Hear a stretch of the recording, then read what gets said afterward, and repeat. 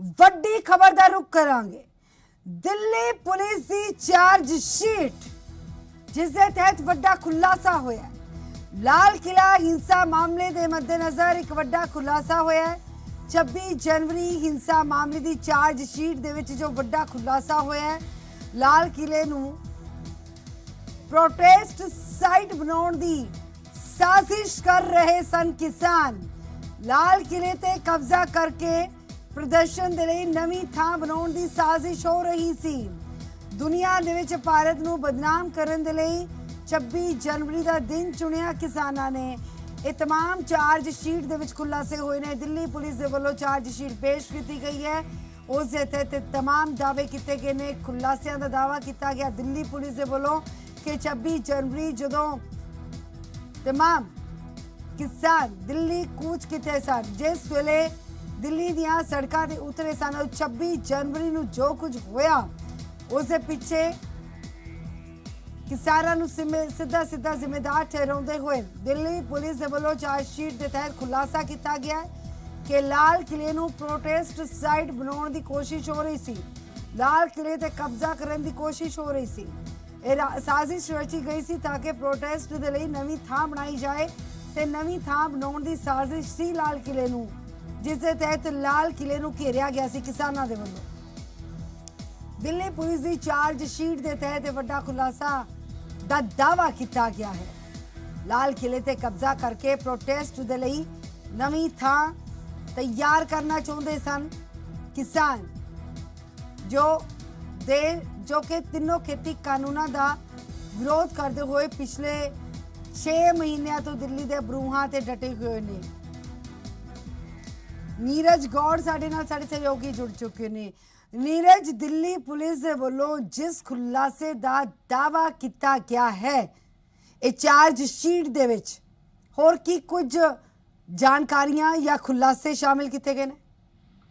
बिल्कुल, मैं आपको बताऊं कि दिल्ली पुलिस ने 17 मई को ये क्राइम ब्रांच ने चार्जशीट जो थी वो फाइल की थी दिल्ली के 30 हजारी कोर्ट में, और उस चार्जशीट में कई खुलासे किए हैं। सबसे बड़ा खुलासा तो ये है कि जिस तरीके से वहां पर काफी संख्या में जो भीड़ पहुंची थी लाल किले पर, उनका मेन मकसद ये था कि वहां पर कब्जा करना और उस लाल किले के परिसर पर बैठ करके एक प्रोटेस्ट साइट को बनाना। जिस तरीके से दिल्ली के जो और बॉर्डर है वहां पर किसान बैठे हैं, वहां बैठ करके भी एक प्रोटेस्ट साइट को चला करके उसको आगे बढ़ाना, ये उनका मकसद था। लेकिन पुलिस ने उनके जो मकसद थे उनको कामयाब नहीं होने दिया। पुलिस ने उनको समझा बुझा करके और पुलिस बल के साथ में उन लोगों को वहां से हटाया।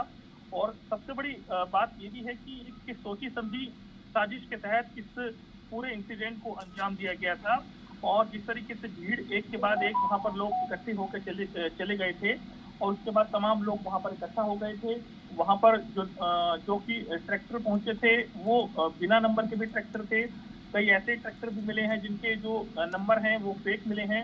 तो कहीं ना कहीं अगर देखा जाए तो पूरी सोची समझी साजिश के तहत लाल किले पर पहुंचना, वहां पर फिर उपद्रव मचाना, फिर वहां पर जो लाल किले की प्राचीर है वहां पर झंडा लगाना निशान साहिब का। उसके बाद में इस तरीके की चीजें इंसिडेंट हुआ और इसको लेकर के जो चार्जशीट है वो फाइल की गई है। चार्ज शीट फाइल तो कर दी गई है, लेकिन आगे क्या? क्योंकि इस चार्ज शीट के जरिए सीधा सीधा किसानों पर निशाना साधा गया है।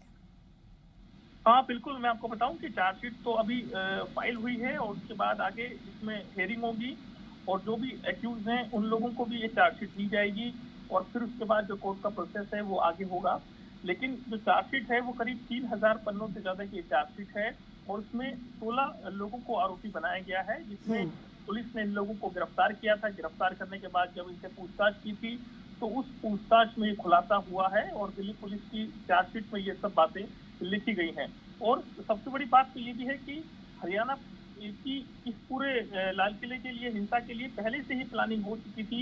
नवंबर दिसंबर के तक 2020 में इस साजिश को रचा जा चुका था और उसके लिए हरियाणा में ट्रैक्टर खरीदे गए थे, पंजाब से और हरियाणा से। तो ऐसे तमाम बातें हैं जो कि निकल करके सामने आई हैं।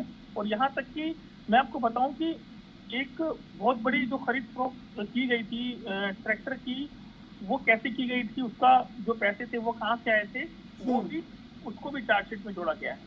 ठीक है, क्या चार्जशीट में इस चीज का भी जिक्र किया गया है कि जो लोग तिरंगा तक पहुंचे और वहां पर किसानी झंडा लहराया, उन आरोपियों को बड़ी रकम का वायदा किया गया था इसके लिए, क्योंकि दिल्ली पुलिस इससे पहले भी ऐसा जो है दावा कर चुकी है।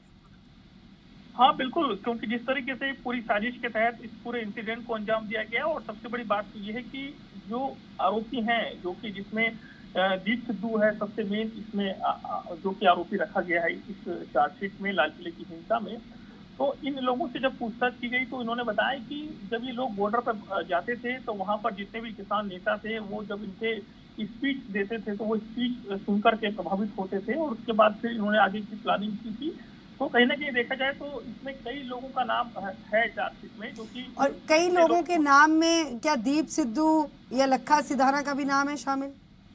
हाँ बिल्कुल बिल्कुल, क्योंकि जिस तरीके से लाल किले की हिंसा में लखा सिधाना का भी सबसे बड़ा रोल रहा, जो कि पुलिस की इन्वेस्टिगेशन में सामने आया था, और उसके बाद दीप सिद्धू वहां पर झंडा फहराने के बाद फरार हो गया था। उसके बाद कई दिनों की तफ्तीश के बाद, कई जगहों पर छापेमारी के बाद में उसे हरियाणा से गिरफ्तार किया था दिल्ली पुलिस स्पेशल सेल की टीम ने, और फिर उन लोगों से पूछताछ हुई, और वहां पर जो लोग तलवार लहरा रहे थे उनसे जब पुलिस ने पूछताछ की तो ये सब खुलासे हुए हैं। जी जी, बहुत बहुत शुक्रिया फिलहाल तक की जानकारी के लिए नीरज।